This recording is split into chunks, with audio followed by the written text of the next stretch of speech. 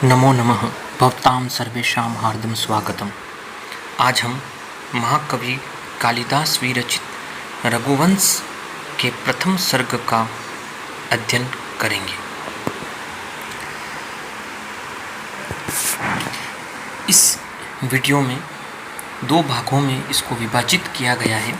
सबसे पहले हम भाग एक में मूल परिचय, जिसके मुख्य बिंदु हैं ग्रंथ एवं कवि का परिचय, रचनाकार एवं साहित्यिक विशेषताएं, सूर्यवंश यानी इक्ष्वाकु वंश का परिचय और प्रथम सर्ग की विषय वस्तु एवं उद्देश्य को सम्मिलित किया गया है। भाग दो विस्तृत नोट्स के रूप में है, जहाँ सर्ग का सार एवं प्रमुख घटनाएं, पात्र परिचय एवं राजा दिलीप का प्रशासन, महत्वपूर्ण श्लोक विच्छेदन, कठिन शब्दार्थ एवं व्याकरण और परीक्षा उपयोगी महत्वपूर्ण तथ्य एवं उद्धरण को सम्मिलित किया गया है। सबसे पहले हम रघुवंश महाकाव्य के लेखक के मूल परिचय और उस ग्रंथ की भूमिका को देखते हैं। इस रघुवंश महाकाव्य के रचयिता महाकवि कालिदास, जो कवि कुलगुरु की उपाधि से सम्मानित हैं, इनकी विशेषताओं में संस्कृत साहित्य के ये सर्वश्रेष्ठ कवि माने जाते हैं तथा अपनी अद्वितीय उपमा के लिए साहित्य जगत में उपमा कालिदास के लिए भी ये विश्व विख्यात हैं। ग्रंथ रघुवंश, जो संस्कृत साहित्य के 5 महान काव्यों में सर्वश्रेष्ठ माना जाता है, 5 महाकाव्य में इसको सम्मिलित किया जाता है। इस रघुवंश में 19 सर्ग तथा 31 सूर्यवंशी राजाओं का वर्णन और उनकी कुल 29 पीढ़ियों का वर्णन प्राप्त होता है, जो मनु, दिलीप, रघु, अज, दशरथ, राम, लव, कुश, अतिथि, निषद, नभ, नल, पुंडरीक आदि राजाओं से लेकर अग्निवर्मा तक कुल 31 सूर्यवंशी राजाओं का वर्णन इस ग्रंथ में मिलता है। परीक्षा उपयोगी महत्वपूर्ण तथ्य भी है। रघुवंश में कुल 19 सर्ग और कितने राजाओं का वर्णन मिलता है, तो 31 राजाओं का वर्णन प्राप्त होता है तथा इसमें कुल उनकी 29 पीढ़ियों का उल्लेख किया गया है, जो प्रथम राजा मनु से उत्पन्न दिलीप से लेकर अग्निवर्ण तक, जो सुदर्शन के पुत्र हैं, वहाँ तक इसका वर्णन महाकवि कालिदास ने अपनी लेखनी से इस रघुवंश में उल्लेखित किया है। इस ग्रंथ की जो प्रामाणिक टीका है वह संजीवनी टीका मानी जाती है, जिसके टीकाकार मल्लिनाथ सूरी विश्व स्तरीय विद्वान हैं, वे माने जाते हैं। और मल्लिनाथ की जो संजीवनी जो टीका है, यह टीका सभी परीक्षाओं में मानक टीका मानी गई है। अगला हमारा बिंदु है रघुवंश महाकाव्य की साहित्यिक विशेषताएं, यानी रघुवंश का जो काव्य सौंदर्य है, उसमें सबसे पहला बिंदु है पद लालित्य, यानी शब्दों का अत्यंत मधुर, सटीक और कोमल प्रयोग है तथा भाषा शुद्ध और प्रवाहमयी है। दूसरा काव्य सौंदर्य का जो बिंदु देखें हम रघुवंश में, तो वह है कवि विनय, यानी महान विषय के समक्ष अपनी लघुता का प्रदर्शन, जो नायक की महानता को और बढ़ा देता है। अगला बिंदु है उपमा अलंकार, जटिल भावों को सरल प्रकृति रूपों से समझाना।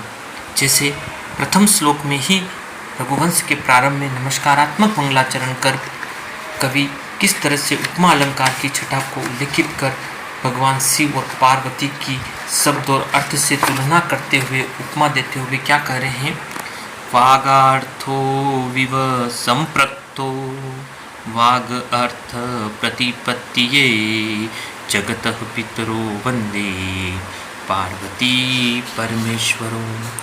यानी कवि कह रहे हैं कि मैं कालिदास शब्द और अर्थ के सम्यक ज्ञान के लिए शब्द और अर्थ के समान सदैव साथ साथ परस्पर मिले हुए संसार के माता पिता पार्वती और भगवान शिव की मैं वंदना करता हूँ। इस तरह से कवि की उपमा अलंकार की छटा इस प्रथम नमस्कारात्मक मंगलाचरण में ही दृष्टिगोचर हो जाती है। वैदर्भी रीति एवं प्रसाद गुण, यानी भाषा में कृत्रिमता का अभाव है।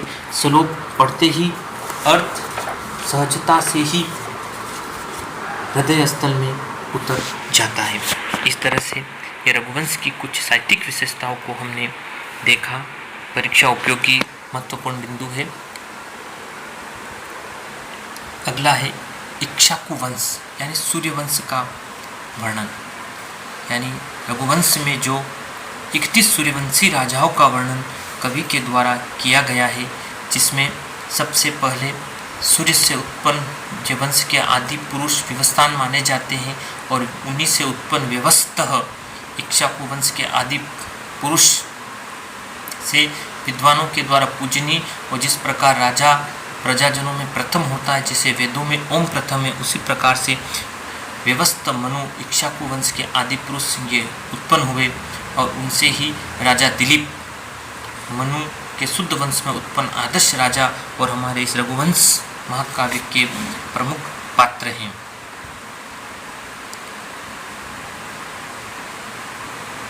दिलीप के वंशज उनसे उत्पन्न रघु के नाम पर ही यह वंश रघुवंश कहलाया जाता है और उसमें कुल हमें 31 राजाओं का वर्णन प्राप्त होता है। अगला बिंदु है प्रथम सर्ग की विषय वस्तु एवं उद्देश्य को देखें तो प्रथम में मंगलाचरण और प्रस्तावना, शिव और पार्वती की वंदना श्लोक प्रथम में की गई है तथा कालिदास द्वारा कवि विनय प्रदर्शन दूसरे और चौथे श्लोक में कवि के द्वारा अपनी विनयशीलता को प्रकट किया गया है।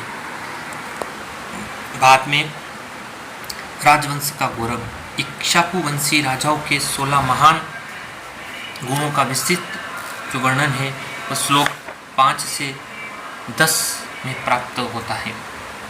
आदर्श प्रशासन, राजा दिलीप का शारीरिक सौष्ठव एवं प्रजारंजनकारी शासन व्यवस्था श्लोक 11 से 34 तक दिखाई देती है। काव्य का जो मूल उद्देश्य संतान प्राप्ति की यात्रा, यानी राजा दिलीप और उनकी रानी महारानी सुदक्षिणा का महर्षि वशिष्ठ के आश्रम गमन एवं गौ सेवा का जो संकल्प है वह श्लोक 35 से 95 तक दृष्टिगोचर होता है। इस तरह से इस प्रथम सर्ग की विषय वस्तु एवं मुख्य उद्देश्य ये रहते हैं। अब हम प्रथम सर्ग की प्रमुख घटनाएं पर दृष्टिपात करते हैं कथासार के रूप में। वंशावली एवं दिलीप वर्णन, यानी महाकवि कालिदास के द्वारा राजाओं के गुणों का ज्ञान और राजा दिलीप के आदर्श शासन व्यवस्था की स्थापना के बारे में महाकवि कालिदास ने इस सर्ग के प्रारंभ में उल्लेखित किया है। संतानहीनता की चिंता, यानी सर्वगुण संपन्न होते हुए भी राजा दिलीप और रानी सुदक्षिणा का निसंतान होने के कारण व्यतीत होना, यह संतानहीनता की चिंता को महाकवि कालिदास ने इस रघुवंश महाकाव्य में रेखांकित किया है। अपनी संतानहीनता के कारण राजा दिलीप और रानी सुदक्षिणा वशिष्ठ की आश्रम की ओर प्रस्थान करते हैं और मार्ग की प्राकृतिक सुषमा और ग्रामवासियों का अभिनंदन स्वीकार करते हुए वह ऋषि वशिष्ठ के आश्रम में पहुंचते हैं। साप का जो रहस्य एवं गौ सेवा, वशिष्ठ के द्वारा कामधेनु के श्राप का रहस्य उद्घाटन और कामधेनु स्वरूप नंदिनी गाय की सेवा के व्रत के बारे में उन्हें बताया जाता है और राजा दिलीप और सुदक्षिणा व्रत संकल्प लेते हैं। इस घटना को इस प्रथम अंक के अंतिम में उल्लेखित किया गया है। महत्वपूर्ण पात्रों पर परिचय पर दृष्टिपात करते हैं। राजा दिलीप सूर्यवंश के प्रतापी राजा, धर्म, नीति और प्रजा कल्याण के प्रतीक, विशाल वक्षस्थल और बलिष्ठ भुजाओं वाले। रानी सुदक्षिणा मगधराज की पुत्री, दिलीप की धर्मपत्नी, यज्ञ की दक्षिणा के समान पवित्र और अनुकूल। इस प्रकार कुछ उपमाओं के द्वारा कालिदास ने महाकवि सुदक्षिणा के चरित्र को अपने इस रघुवंश में रेखांकित किया है। महर्षि वशिष्ठ इक्ष्वाकु वंश यानी सूर्यवंश के कुलगुरु, तपोनिधि और मार्गदर्शक, राजा की समस्या के समाधानकर्ता, और इनकी पत्नी का नाम अरुंधति है। सुरभि एवं नंदिनी। सुरभि यानी जिसको कामधेनु भी कहा गया है, यह देवलोक की गाय है जिसने महाराजा दिलीप को श्राप दिया था, तथा इनकी जो पुत्री है नंदिनी, जो इनकी कामधेनु की पुत्री है, जिसकी सेवा का व्रत राजा ने लिया है। प्रतियोगी परीक्षा में प्रश्न पूछा भी जाता है कि राजा ने किस गाय की सेवा का व्रत लिया, तो कामधेनु की पुत्री नंदिनी की सेवा का व्रत लिया। इक्ष्वाकु वंशी राजाओं की विशेषताएं। श्लोक 5 से 8 यानी महाकवि कालिदास ने श्लोक संख्या 5 से 8 तक इक्ष्वाकु वंशी राजाओं की कुछ विशेषताओं को भी उल्लेखित करने का प्रयास किया है। कवि का यह प्रयास रहा है कि किस तरह से ये इक्ष्वाकु वंशीय जो राजा हैं, इनकी कुछ विशेषताओं को भी रेखांकित किया जाए, जिसमें कवि पहले बता रहे हैं, क्या कह रहे हैं कि शेषवे अभ्यस्त विद्या नाम यौवने विषयेषणाम वाधक्य मुनिवर्ती नाम योगानंते तनु त्यज्यताम। क्या कह रहे हैं कि शेषवे है अभ्यस्त विद्या नाम यौवने विषयाणाम वाधक्य मुनिवर्ती नाम योगान अंते तनु त्यज्याम। यानी बाल्याकाल में इक्ष्वाकु वंशी राजा विद्याभ्यास करने वाले, युवा अवस्था में शारीरिक भोग, वृद्धावस्था में मुनियों सा जीवन व्यतीत करने वाले, और अंत में शरीर के द्वारा अपने शरीर का योग के द्वारा त्याग करने वाले होते हैं। इस तरह से यह चारों आश्रम, ब्रह्मचारी, गृहस्थ, वानप्रस्थ और संन्यास आश्रम, जो हमारी भारतीय संस्कृति के मूल प्रतिमान हैं, उनका अनुसरण करने वाले हैं। फिर बता रहे हैं शासन एवं आचरण, यानी किस तरह से इक्ष्वाकु वंशियों का जो शासन और आचरण कैसे होता है, उसको उल्लेखित कर कवि कह रहे हैं, त्याग्याय सबृन्तानाम सत्याय मिथ्यभाषिणाम यशस्वी विजिगुषाणाम प्रजाय ग्रहम धियनाम। क्या कह रहे हैं कि त्याग्याय सबृत्तानाम सत्याय मिथ्यभाषिणाम यशस्वे विजुगुषाणाम प्रजाय ग्रहमे धिनाम। यानी ये दान के लिए धन का संग्रह करने वाले हैं, सत्य के लिए कम बोलना, यश के लिए विजय की जिज्ञासा रखने वाले, और केवल संतान प्राप्ति के लिए ही गृहस्थ जीवन अपनाने वाले हैं। इस तरह से इक्ष्वाकु वंशी राजाओं की शासन एवं आचरण व्यवस्था का भी कवि ने बड़ा ही मनोहारी चित्रण प्रस्तुत किया है। राजा दिलीप का आदर्श प्रशासन, यानी किस तरह से राजा दिलीप का जो शासन व्यवस्था है, किस तरह से प्रजा हितकारिणी कार्यों को वे संपादित कर रहे हैं, उसका भी उल्लेख कवि ने अपने इस रघुवंश महाकाव्य में उल्लेखित करने का प्रयास किया है। जिसमें पहला है प्रजा के वास्तविक पिता, यानी कहाँ कवि ने बताया कि सह पिता पितारस्ताम केवलम जन्म हेतम, यानी उनके जो प्रजाजनों के पिता तो केवल जन्म देने वाले थे, लेकिन उनका पालन पोषण करने वाले जो पिता हैं वे राजा दिलीप ही हैं। इसीलिए कवि ने यहाँ पर एक उक्ति को बताया कि सब पिता पितारस्ताम केवल जन्म हेतु, यानी उनके पिता तो केवल जन्म देने वाले थे, लेकिन प्रजा के पालक पिता दिलीप माने गए हैं। विनयदान, शिक्षा एवं सुसंस्कार, यानी प्रजा में राजा दिलीप का जो आदर्श प्रशासन, अनुशासन एवं सुसंस्कार स्थापित करना था। रक्षण यानी सुरक्षा, यानी प्रजा की बाह्य एवं आंतरिक शत्रुओं से भयमुक्त वातावरण प्रदान करना था। यहाँ पर कवि ने उल्लेखित भी किया है कि चोरी शब्द केवल सुनने में ही रह गया था, यानी राजा दिलीप का शासन इतना सुप्रशासन था कि वहाँ पर किसी प्रकार की कोई चोरी जैसी, डकैती जैसी कार्य संपादित नहीं होते थे। इसीलिए कवि ने वहाँ बताया है कि श्रुतो तस्करता स्थिता, यानी चोरी करना तो केवल सुनने मात्र में ही रह गया था। भरण पोषण यानी आर्थिक पोषण यानी प्रजा का भरण पोषण और समृद्धि भी राजा दिलीप के द्वारा प्रजा हितकारी कार्यों में सुनिश्चित की गई थी। परीक्षार्थी दृष्टि से देखें तो राजा दिलीप में विरोधी गुणों का अटूट संगम था। ज्ञानी होकर भी मौन को धारण करना, शक्तिशाली होकर भी क्षमाशील और दानी होकर भी आत्म प्रशंसा से दूर होना, इस तरह से राजा दिलीप में ये कुछ विशेषताएं कवि ने उल्लेखित करने का प्रयास किया है कि राजा जो दिलीप थे वे बड़े ही प्रजा हितकारी कार्यों को संपादित करते थे। उनके राज्य में प्रजा बड़ी ही सुखकारी कार्यों को संपादित करने में संलग्न थी तथा उनकी प्रजा हितकालीन कार्यों को देखकर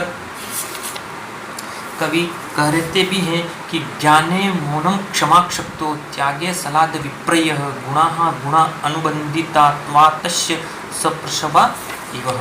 यानी विद्वान होते हुए भी मौन रहना, शक्ति संपन्न होते हुए भी अपकारी को क्षमा करना, दानी होते हुए भी अभिमान न करना इत्यादि उस राजा दिलीप के गुण जो आदि गुण हैं अपने अपने विरोधी गुणों के साथ रहते हुए भी सहोदर भाई के समान प्रतीत होते थे। यानी जिस प्रकार से एक ही माँ के गर्भ से उत्पन्न सहोदर भाई में अलग अलग विचारधारा होती है लेकिन फिर भी सभी मिलजुल कर रहते हैं, उसी प्रकार राजा दिलीप में भी ये अलग अलग गुण विरोधी गुण होने के बाद भी सहोदरी भाई के समान साथ में रहते हैं। श्लोक विच्छेदन में सबसे पहले हम देखते हैं प्रमुख श्लोक मंगलाचरण, यानी राजा दिलीप के द्वारा जो मंगलाचरण किया गया है, जहाँ पर नमस्कारात्मक मंगलाचरण है, जिसमें कवि क्या कह रहे हैं, वागार्थो विव संप्रक्तो वाग अर्थः प्रतिपत्तिये जगतः पितरो वंदे पार्वती परमेश्वर। अन्वय पर दृष्टिपात करें तो अहम यानी मैं, वागा अर्थ प्रतिपत्तिये, वागा अर्थो विव संप्रक्तो जगत पितरो पार्वती परमेश्वरो वंदे। यानी मैं कवि कालिदास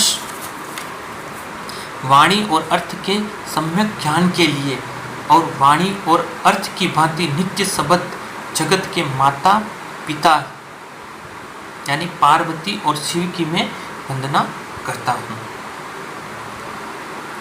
व्याकरणात्मक टिप्पणी देखें तो यहाँ पर कवि ने अपनी उपमा कालिदासस्य ख्याति को उल्लेखित कर उपमा अलंकार का प्रयोग किया है। शिव और पार्वती की तुलना कवि के द्वारा शब्द और अर्थ के समान अटूट संबंध से की गई है। नमस्कारात्मक मंगलाचरण का प्रयोग भी यहाँ पर कवि ने अपने इस काव्य में, इस मंगलाचरण में कवि के द्वारा उल्लेखित करने का प्रयास कवि के द्वारा सराहनीय रहा है।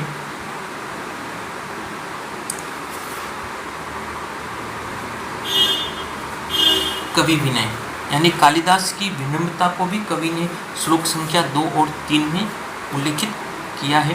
कालिदास अपनी विश्वसनीय विद्वत्ता को छिपाते हुए, अपनी महानता को छिपाते हुए अपने विषय की गरिमा को बढ़ाते हैं। महाकवि कालिदास उच्चतम कोटि के स्तर के कवि होते हुए भी किस तरह से अपनी विद्वत्ता को छिपाते हुए इन 2 श्लोकों में कवि किस तरह से अपने काव्य की निर्विघ्न समाप्ति हो उसको उल्लेखित कर कवि एक उड़ूप यानी छोटी नाव के रूपक को इस दूसरे श्लोक में कवि ने जहाँ पर उल्लेखित किया है, जहाँ पर कवि क्या कह रहे हैं, कव सुव्य प्रभवो वंशः कव चाल्पविषया मतिः तितर्दुदुषतरम अनुहाद उड़ान पेशी सागरम। क्या कह रहे हैं, कव सूर्य प्रभवो वंश कव चाल्पविषया मतिः तितर्दुस्तरम मोहाद उड़ान पेनाश्मी सागरम। यानी कवि कह रहे हैं कि सूर्य प्रभव वंश कव अल्प विषया मम मति च कव अहम मोहात उड़ान दुस्तरम सागरम तितरसु अस्मि। यानी तितरसु तरम मोहाद उड़ान पेशी सागरम, कि कहाँ सूर्य से उत्पन्न होने वाला वंश और कहाँ मेरी अत्यंत क्षुद्र बुद्धि, इनमें से महान अंतर है। इस अंतर को जानते हुए भी मैं मूर्खता इस वंश का वर्णन उसी प्रकार इच्छा करने की इच्छा कर रहा हूँ। जिस प्रकार से कठिनाई से पार करने योग्य कोई व्यक्ति विशाल महासागर को छोटी नौका से पार करने की इच्छा करता हो, इस तरह से कवि ने यहाँ पर छोटी नाव के रूपक के द्वारा कवि कह रहे हैं कि तिदर्सु दुष्टरम मोहाद उड़ान पेनाश्मी सागरम, यानी मैं कहाँ सूर्य से उत्पन्न महान वंश और कहाँ मेरी अल्प बुद्धि में मूर्खता से एक छोटी नाव उड़ुक के सहारे दूरस्थ महासागर को पार करना चाहता हूँ। फिर कवि ने आगे एक वामन यानी बोलने का रूपक प्रदान कर कवि कह रहे हैं श्लोक में। पूरा श्लोक इस तरह से है कि मंदः कवियस्य प्राप्तिः गम्यश्याम उपहास्यतामः प्रांशुलभ्ये फले लोभात् उद्बाहुरिव वामनः, यानी मैं कवि कालिदास करें कि मंदः कवियस्य प्राप्ति प्रांशुलभ्ये फले लोभात् उद्बाहु वामन इव उपहास्यताम गमिष्यति, यानी मैं मंद बुद्धि वाला होता हुआ मैं महान कवियों के यश को प्राप्त करने की इच्छा कर रहा हूँ। इस प्रकार मैं उसी प्रकार हंसी का पात्र बनूंगा जिस प्रकार से लंबे मनुष्य के हाथ से प्राप्त करने योग्य फल को बोना मनुष्य हाथ उठाकर प्राप्त करने की इच्छा करता हुआ हंसी का पात्र बन जाता है। तात्पर्य यह है कि जिस फल को या वस्तु को महान लंबा या श्रेष्ठ व्यक्ति प्राप्त कर सकता है उसे प्राप्त करने की इच्छा बोना व्यक्ति करे तो लोग उसकी हंसी उड़ाते हैं। इस तरह से कवि ने यहाँ पर दो प्रमुख श्लोकों में अपनी विनयशीलता को उजागर करा है, जिसमें प्रथम में कवि ने कहा है तिदर्शु स्तरम मोहाद उड़ान पेनास्मि सागरम, यानी कहाँ सूर्य से उत्पन्न महान वंश और कहाँ मेरी अल्प बुद्धि मैं मूर्खता से एक छोटी नाव के सारे दूरस्थ महासागर को पार करना चाहता हूँ। और दूसरे श्लोक में कवि ने वामन यानी बोलने का रूपक उल्लेखित कर कहा है प्रांशुलभ्ये फले लोभात् उद्वाहुरिव वामनः, यानी मैं ऊंचे व्यक्ति द्वारा प्राप्त किए जाने योग्य फल को लोभवश उचक कर तोड़ने वाले बोलने वामन के समान उपहास का प्राप्त बनूंगा। इस तरह से श्लोक पहले और दूसरे में कवि ने अपनी विनयशीलता को उल्लेखित किया है। कर व्यवस्था का प्रकृति रूपक, यानी कवि ने अपने इस काव्य में कर व्यवस्था का भी बड़ा ही मार्मिक और स्पष्ट चित्रण प्रस्तुत किया है। जो कवि की उस समय जो कर व्यवस्था मूल राज्य संचालन के लिए आवश्यक थी, उस कर व्यवस्था को किस तरह से कवि ने रूपक के द्वारा बताया। उसमें कवि क्या कह रहा है, प्रजानाम बुद्ध्यर्थम स ताभ्यो बलिम गृहीतः सहस्त्र गुणम उत्कृष्टम उदाते ही रसम कविः। क्या कह रहे कि प्रजानाम एवं बुद्ध्यर्थम स ताभ्यो बलिम गृहीतः सहस्त्र गुणमत्युसुष्टम आदते ही रसम कविः, कि प्रजानामे बुद्ध्यर्थम स ताभ्यो बलिम गृहीतः सहस्त्रम गुणम उत्कृष्टम आदते ही रसम रविः, यानी सह प्रजानाम बुद्ध्यर्थम यानी एव ताभ्यम बलिम अगृहीत ही रविः सहस्त्र गुणम उत्कृष्टम रसम आदते। सह यानी वह राजा दिलीप प्रजानाम यानी अपने प्रजा के कल्याण के लिए ही उनसे कर लेते थे, और जिस प्रकार से सूर्य पृथ्वी से कर रूप में जल लेकर सहस्त्र गुणा बढ़ाकर वर्षा रूप में पृथ्वी को देकर उसे धन्य संपत्ति से पूर्ण कर देता है, उसी प्रकार भी राजा दिलीप अधिक से अधिक प्रजा को सुख पहुंचाते थे। इस तरह से राजा केवल अपने सुख के लिए नहीं बल्कि प्रजा पालन के लिए ही कर लेते थे। तो यहाँ पर कवि किस तरह से प्रकृति चक्र सूर्य यानी जिस प्रकार से सूर्य पृथ्वी से थोड़ा सा जल खींचता है ताकि उसे शस्त्र गुणा करके वर्षा रूप में लौटा सके, उसी प्रकार राजा दिलीप भी अपने प्रशासन चक्र में राजा दिलीप प्रजा से कर केवल प्रजा के कल्याण और योजनाओं के माध्यम से उन्हें शस्त्र गुणा वापस लौटाने के लिए लेते थे। यहाँ उत्कृष्ट उपमा अलंकार, अर्थांतरण, न्यास अलंकार तथा जन कल्याणकारी अर्थशास्त्र का अद्भुत उदाहरण कवि के द्वारा प्रस्तुत किया गया है। वशिष्ठ आश्रम की ओर प्रस्थान। श्लोक 33 से 53 तक राजा दिलीप अपनी रानी सुदक्षिणा के द्वारा वशिष्ठ आश्रम की ओर गमन करते हैं, जिसमें मार्ग में किस किस प्रकार के दृश्य उत्पन्न होते हैं। सबसे पहले यज्ञ ग्राम को वे देखते हैं। राजा अपने द्वारा दान किए गए गांवों से गुजरते हैं, जहां यज्ञ स्तंभ युक्त चिन्ह गड़े हुए हैं, और याज्ञिकों का आशीर्वाद प्राप्त करते हैं। आगे वन में प्रवेश। ग्राम वृद्धों से ताजा घी हेय गविन भेंट स्वरूप लेते हैं और वन वृक्षों के नाम पूछते हैं। आगे प्राकृतिक सुषमा।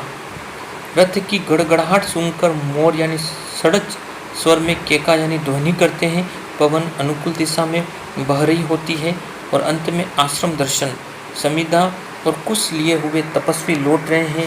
होम की अग्नि का पवित्र धुआं अतिथियों को पवित्र कर रहा है। इस प्रकार के मनोहारिणी आश्रम चित्रण को कवि के द्वारा, प्रकृति चित्रण को कवि के द्वारा यहाँ पर प्रस्तुत किया गया है। साप का रहस्य यानी संतानहीनता के दिलीप का क्या कारण है, उसको श्लोक संख्या 76 से 79 तक राजा दिलीप को वशिष्ठ बताते हैं, और उसका कारण कर बताते हुए वशिष्ठ दिलीप से कहते हैं कि इंद्र की सेवा से लौटते समय ऋतु सनाता पत्नी सुदक्षिणा के ध्यान में मग्न होने के कारण राजा ने मार्ग में बैठी कामधेनु सुरभि की प्रदक्षिणा नहीं की। इस कारण से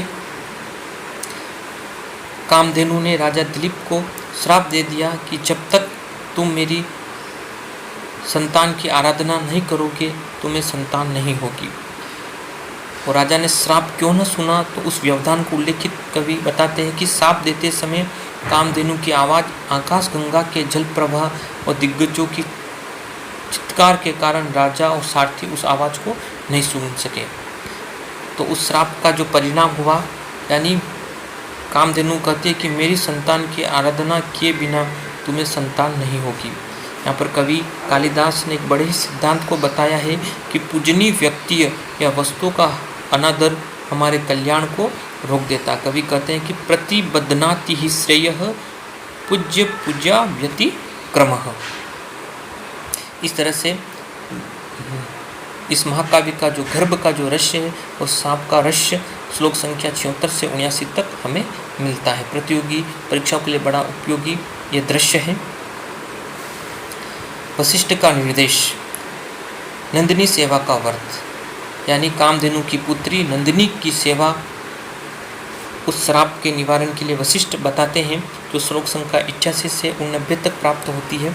गुरु वशिष्ठ ने आदेश दिया कि जब तक कामधेनु की पुत्री नंदिनी प्रसन्न हो जाए, मुनि व्रत धारण कर छाया की भांति उसका अनुगमन करे। पहला प्रस्थान, कवि बता रहे हैं वशिष्ठ क्या प्रस्थान यानी चलना, यानी प्रशस्तायाम प्रतिष्ठिता, यानी जब गाय चले तब तुम चलो। दूसरा नियम है स्थिति यानी रुकना, स्थितिम आचरे, जब वह खड़ी हो जाए तो खड़े हो जाओ। निषाद यानी बैठना, निस्सरणायाम निषिद्धा शाम, यानी जब वह बैठ जाए गाय तब तुम बैठो। जलपान यानी जल को पीना। पिताम्बसी पिबरेप, यानी जब वह जल पी ले उसके पश्चात ही आप जल पिए। इस तरह से राजा दिलीप को वशिष्ठ कहते हैं कि जब गाय चले तब तुम उसका अनुगमन करते हुए चलो, जब वह खड़ी हो जाए तुम भी खड़े हो जाओ, जब वह बैठ जाए तुम भी बैठ जाओ, और वह जब जल पी चुके तो तब तुम ही जल पियो। इस तरह से उस नंदिनी सेवा की किस तरह से तुम उनकी सेवा करो ताकि वह नंदिनी प्रसन्न हो जाए। कुछ परीक्षा उपयोगी कठिन शब्दार्थ पर दृष्टिपात करते हैं। उड़ुप, उड़ुप शब्द आया है एक छोटी नाव के लिए। उड़ु प्लस पा धातु जो पीने के अर्थ में आती है, जल के संदर्भ में यानी जल पर तैरने वाली जो उड़ुप यानी छोटी नाव के संदर्भ में आया है। व्यूढ़ोरश्कः यानी व्यूढ़ोरश्क कहते हैं चौड़ी छाती वाले को, जिसमें बहुब्रीहि समास का प्रयोग हुआ है। व्यूढ़म ऊर्हु यशस, यानी जिसकी चौड़ी छाती हो वह कहलाता व्यूढ़ोरश्कः। हेय गविनम, हेय शब्द का अर्थ होता है बीता हुआ कल, और गविनम का अर्थ होता है कल दुहा गया ताजा घी। ओंगयो दोह और क्ष व्याकरण सूत्र के अनुसार यह निष्पन्न होता है। रोमंतः यानी जो गाय मर्ग आदि चुगाली करते हैं, अपनी खाए हुए घास को चुगाल करते हैं, उसको कहते हैं रोमंत, यानी गाय मर्ग आदि द्वारा खाए हुए को चबाना। आतप यानी धूप का है अर्थ में प्रयोग होता है। आ प्लस तप धातु, धूप का जाना और छाया का आना, जो बीच का जो संदर्भ है उसके संदर्भ में कलत्र पत्नी के लिए हुआ। संस्कृत में यह शब्द नपुंसक लिंग में प्रयुक्त होता है। इस तरह से परीक्षा उपयोगी कुछ कठिन शब्दार्थ इस प्रथम सर्ग में आते हैं, परीक्षा उपयोगी है। अगला जो हमारा जो बिंदु है वह महत्वपूर्ण व्याकरण टिप्पणियाँ देखें। वागार्थो भी, यानी वागार्थो प्लस इव, यानी यहाँ पर कवि के द्वारा अयादि संधि का प्रयोग किया गया। प्रथम ही मंगलाचरण में यह शब्द उल्लेखित होता है कि वागार्थो भी, यानी वागार्थो प्लस इव अयादि संधि का प्रयोग यहाँ पर कवि के द्वारा किया गया है।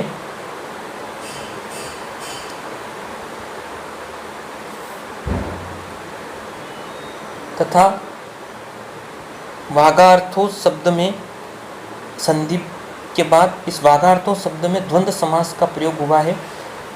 इसका विग्रह होगा वाकच अर्थच, तो ये द्वंद्व समास का प्रयोग भी इसके अंतर्गत किया गया है। यादि संधि है वागार्थो भी पूरे शब्द में, और वागार्थो जो शब्द है इस वागार्थो शब्द में वाकच अर्थच द्वंद्व समास का भी प्रयोग हुआ है। संप्रक्तो, सम प्लस पृच्छ धातु और कत प्रत्यय का प्रयोग किया गया है। मनवंतर यानी मनु प्लस अंतर यानी यण संधि का प्रयोग यहाँ पर कवि के द्वारा किया गया है।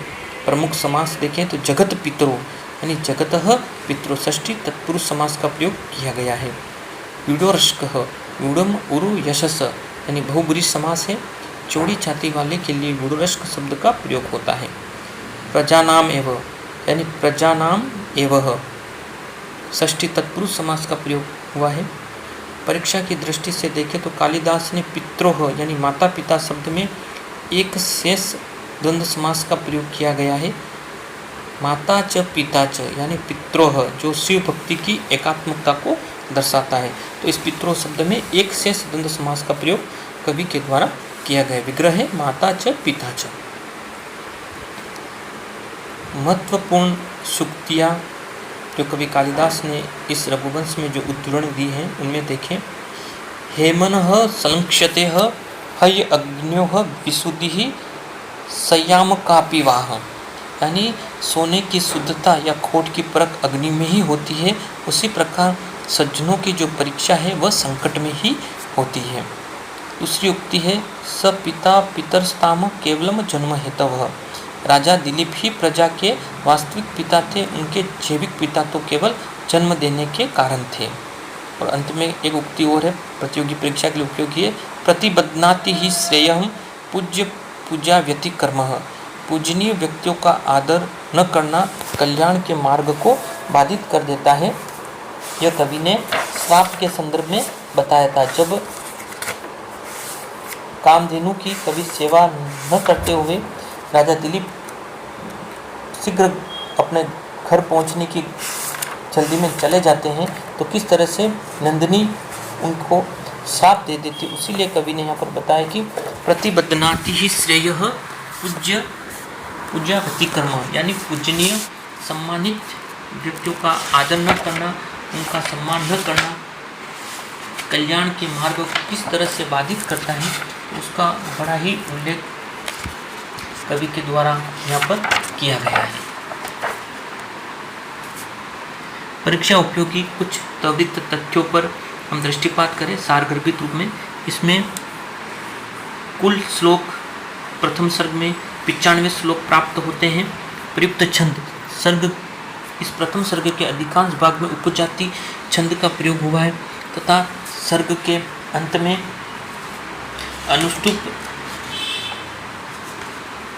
छंद की सर्वाधिक उल्लेख इस प्रथम सर्ग में किया गया है तथा अन्य रघुवंश के सर्गों में उपजाति छंद की भी अधिकता मिलती है। अंत में महाकाव्य परंपरा का अनुसरण करते हुए सर्ग के अंत में छंद को परिवर्तित करने की परंपरा भी हमारे संस्कृत साहित्य में उल्लेखित होती है। तो अंत में कवि ने प्रहस्यिनी नामक छंद का प्रयोग कवि ने किया है, वरना प्रथम पूरे सर्ग में कवि के द्वारा अनुष्टुप छंद का प्रयोग है और अन्य सर्गों में उपजाति छंद भी मिलता है, लेकिन इस प्रथम सर्ग में अनुष्टुप छंद का प्रयोग है और अंत में कवि ने प्रहसनी नामक छंद का प्रयोग किया है। राजवंश व्यवस्थ मनु से प्रारंभ होता है। इक्ष्वाकु वंश जिसे बाद में सूर्यवंश और रघुवंश राजा रघु के नाम पर रघुवंश कहलाता है। राजा दिलीप के पुत्र रघु के कारण वह रघुवंश कहलाता है। आश्रम राजा दिलीप संतान प्राप्ति के उपाय हेतु महर्षि वशिष्ठ के आश्रम में गमन करते हैं। गुरु पत्नी का नाम वशिष्ठ की पत्नी का नाम अरुंधति है। मुख्य ध्येय कामधेनु यानी सुरभि के श्राप का निवारण और पुत्री नंदिनी की सेवा का व्रत। परीक्षा दृष्टि में हम देखें तो प्रथम सर्ग वस्तुतः कालिदास की भाषा शैली, उपमा व भारतीय राजधर्म का एक संपूर्ण परिचय, एक ब्लू प्रिंट है। इस प्रथम सर्ग में एक बार पुनः दृष्टिपात करें तो ये 19 सर्गों में विभाजित है। इसका जो अंगी जो रस जो पूरे रघुवंश का माना जाता है, अगर पूरे रघुवंश का अंगी रस माने तो शांत रस माना जाता है। इसके जो नायक है रघुवंश के राम है, नायक की जो प्रकृति है वो धीरोदात है। राम का जो वंश है इक्ष्वाकु वंश सूर्यवंश माना जाता है। इस रघुवंश महाकाव्य की जो नायिका है, पूरे रघुवंश महाकाव्य की नायिका सीता है। सीता की जो प्रकृति व स्वकीय नायिका है। सीता का जो निवास स्थान है वो मिथिला है। यह रघुवंश विधा में महाकाव्य की श्रेणी में आता है तथा ये उपजीव्य यानी रामायण और पद्म पुराण की कथा पर आधारित होकर रघुवंश की रचना कालिदास के द्वारा की गई है।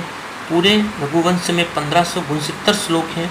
कुल राजा 31 राजाओं का प्रयोग कवि ने इसमें किया है। उनकी 29 पीढ़ियों का वर्णन कवि ने इसमें समाहित किया है। जो प्रथम राजा दिलीप मनु से प्रारंभ होकर अंतिम राजा अग्निवर्णमा यानी सुदर्शन के पुत्र तक का वर्णन कवि के द्वारा इसमें किया गया है। अगर प्रथम सर्ग को देखें जो हमारे विश्वविद्यालय परीक्षा और प्रतियोगी परीक्षा में भी दृष्टिपात है, तो एक बार पुनः सारगर्भित रूप में देखें तो इस प्रथम सर्ग में रघुवंशी राजाओं का वर्णन, राजा दिलीप का वर्णन व वशिष्ठ द्वारा पुत्र प्राप्ति के उपाय, इन 3 प्रमुख घटनाओं पर यह महाकाव्य आधारित है। इक्ष्वाकु वंश का आदि पुरुष व्यवस्थतः मनु को माना गया है। मनु की तुलना कवि ने प्रणव छंद सामवी के समान की है। दिलीप की पत्नी सुदक्षिणा है। रघुवंश के प्रथम सर्ग में नमस्कारात्मक मंगलाचरण का प्रयोग किया गया है। दिलीप के विशेषण जो आए हैं रघुवंश के प्रथम सर्ग में, उसमें प्रमुख गुडोरश्कः, वर्षस्कंदः, शालाप्रांशुः, महाभुज्यः और बुद्धोपम है। वशिष्ठ का विशेषण है अर्थवेदनिधिः। सुदक्षिणा का जो राजवंश है मगध राजवंश है। प्रतियोगी परीक्षा में पूछा भी गया वह प्रश्न है। पुत्र प्राप्ति हेतु दिलीप का प्रस्थान वशिष्ठ के आश्रम की ओर। ब्रह्मा के पुत्र वशिष्ठ, कामधेनु का दूसरा नाम सुरभि और कामधेनु की पुत्री नंदिनी, और नंदिनी की तुलना किसके समान की गई? संध्या से। संध्येव शशिनम नवम यानी नवीन चंद्रमा रूपी संध्या के समान नंदिनी की तुलना कवि ने अंत में की है। श्रमति सूत्र एवं निष्कर्ष देखें। श्रमति सूत्र में याद करने का एक तरीका कि किस तरह से रघुवंश का आदर्श प्रशासन का राम नियम, इस सूत्र को याद रखिए। राम नियम यानी दिलीप का आदर्श प्रशासन को याद करने का सूत्र है राम नियम, यानी जहाँ पर र का अर्थ होगा रक्षण यानी प्रजा की रक्षा, बाह्य और आंतरिक रक्षा का भार राजा दिलीप पर था। फिर उसमें आ रहा है आ का अर्थ होता आर्थिक भरण यानी प्रजा का भरण पोषण करने वाले। फिर याद करने का तरीका तो म का अर्थ होता मर्यादा विनय यानी शिक्षा व अनुशासन, विनय दान को अवधान करने वाले। और नियम में है कर उसी तरह से लेना जैसे सूर्य जल लेता है और उसी प्रकार से वर्षा रूप में पुनः हमें वापस लौटा देता है। उस लोक कल्याण की भावना को धारण करते हुए हमें कर व्यवस्था में किस तरह से राजा दिलीप का जो आदर्श प्रशासन समाहित था तो उसको कवि ने इसमें उल्लेखित किया। तो समझ से सूत्र याद रखिए राम नियम जिसमें र शब्द बताएगा रक्षण को, म शब्द बताएगा हमारा मर्यादा को, और र में जो आ है वह बताएगा आर्थिक भरण को, और नियम कर व्यवस्था को। इस तरह से रघुवंशम महाकाव्य का प्रथम सर्ग मात्र एक वंशावली नहीं है, अपितु यह राजधर्म, लोक कल्याणकारी राज्य और अहंकार शून्यता का कालाजयी घोषणा पत्र है। ओम ततस्तः। सभी विद्यार्थियों को शुभकामना सहित धन्यवाद।